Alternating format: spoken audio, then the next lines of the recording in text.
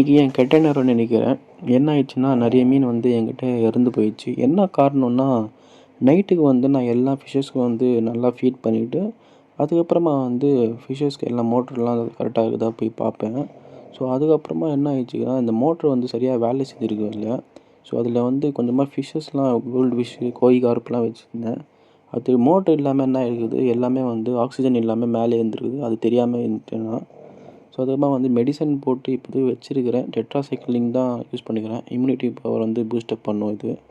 So இப்போதைக்கு வந்து temporary வந்து ஒரு சின்ன டப்பில வச்சு கனெக்ஷன் வச்சுக்கிறேன். ஸோ இந்த ப்ளக்கு தான் அது. ப்ளக்கில என்ன ஆயிடுச்சு, அந்த ஷார்ட்டேஜ் ஆகி நைட்டு ஃபுல்லாக வந்து கரண்ட் இல்லாம, மோட்ரு இல்லாம எல்லாமே வந்து மேலே ஆக்ஸிஜன் தாங்காம முடிஞ்சிருக்குது.